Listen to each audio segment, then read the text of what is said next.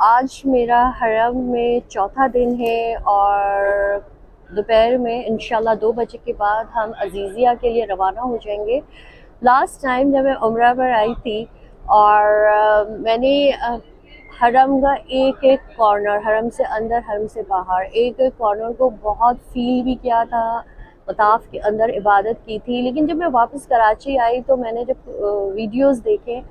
تو مجھے اندازہ نہیں ہوا کہ میں جہاں جہاں میں نے عبادت مطلب نمازیں پڑھی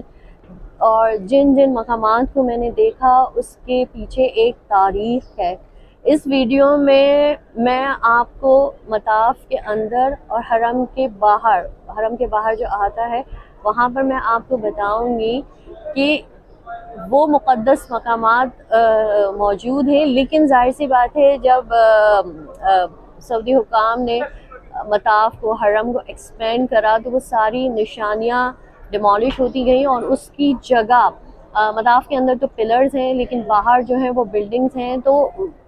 کہاں پر کیلکولیشن کے تھرو مطلب ڈائمیٹر کے تھرو جو ہسٹورینس تھے وہ اب بتاتے ہیں کہ حرم کے باہر جیسے ایک تاریخ ہے ہمارے اسلام کی، نبی پاک صلی اللہ علیہ وسلم کے رفقا کی، صحابہ کرام کے گھروں کی، اور اندر حرم کے اندر کہاں پر اب جو ہمیں نظر نہیں آتا لیکن اس جگہ پر 1400 سال پہلے کون سے وہ مقامات تھے وہ اس ویڈیو میں آپ کے ساتھ شیئر کروں گی۔ یہ 2 پلر جو آپ کو نظر آ رہے ہیں جو پوری طرح سے کورڈ ہے، یہ وہ مقام ہے، یہ وہ جگہ ہے، یہ وہ مقدس جگہ ہے جہاں سے ہمارے نبی پاک صلی اللہ علیہ وآلہ وسلم شب معراج کے لیے اللہ تعالیٰ سے ملاقات کے لیے سوار ہوئے تھے۔ حضرت جبریل علیہ السلام انہیں لینے آئے تھے اور یہ وہ مقام ہے۔ اچھا، اس کے بارے میں بتاتی چلوں کہ سامنے جو آپ کو سٹیئرز نظر آ رہی ہیں یہ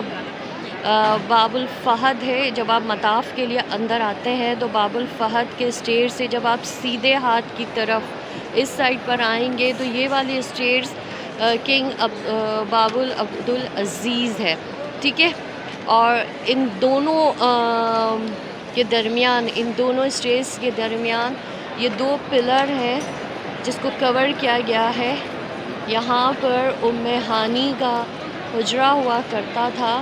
اور جب شب معراج کا واقعہ ہوا تھا تو اس وقت ہمارے نبی پاک صلی اللہ علیہ وسلم ام ہانی رضی اللہ عنہا کے حجرے میں موجود تھے۔ میرے بالکل سامنے حتیم ہے اور حتیم کے بارے میں ہم سب جانتے ہیں کہ یہ خانہ کعبہ کا ہی حصہ ہے، لیکن حتیم کی اندر پیغمبر جن کا لقب ذبیح اللہ ہے،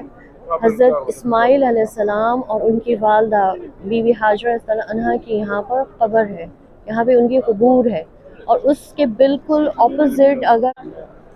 اچھا، یہ سیڑھیاں آپ کو نظر آ رہی ہیں جہاں پر ٹو مسا کا بورڈ لگا ہوا ہے، اس کے بالکل ساتھ یہ سٹیئرز ہیں۔ یہاں پر کفار مکہ کا ہیڈ آفس ہوا کرتا تھا، یا آپ یہ کہتے ہیں کہ ان کا ہیڈ کوارٹر ہوتا تھا جہاں پر وہ مسلمانوں کے خلاف سازشیں، پلاننگ، جو بھی ان کے دماغ میں کانسپریسیز چل رہی ہوتی تھی وہ اس جگہ پر پلان ہوتی تھی۔ اس وقت میرے ذہن میں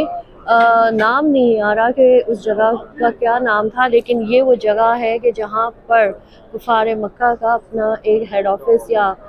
پلاننگ کی ایک جگہ ہوتی تھی نا۔ واش روم ہے جس کے بارے میں کہا جاتا ہے، تھوڑا سا اس میں کنفیوژن یہ ہے کہ کچھ کا خیال ہے کہ یہاں پر نبی پاک صلی اللہ علیہ وسلم کے جو بدترین دشمن تھے ابو جہل، یہ ان کا گھر تھا، اور کچھ کا خیال ہے کہ ابو سفیان جو فتح مکے سے پہلے وہ بھی مسلمانوں کے سخت دشمن ہوا کرتے تھے، لیکن فتح مکے کے بعد وہ اور ان کی بیوی ہندہ نبی پاک صلی اللہ علیہ وسلم کے سامنے پیش ہوئے تھے اور انہوں نے نبی پاک صلی اللہ علیہ وسلم کی بیعت کرتے ہوئے اسلام قبول کیا تھا۔ تو یہ دیکھیں یہاں یہ وہ گیٹ ہے جہاں سے آپ صحیح کر کے نکلتے ہیں اور مرد حضرات حلق کے لیے جاتے ہیں، اور اس کے بالکل سامنے یہ واش روم ہے۔ اس وقت ہم سب جانتے ہیں کہ جون کا مہینہ ہے اور ٹمپریچر تقریباً 48، 49، 43 پورے دن گرمی ہوتی ہے،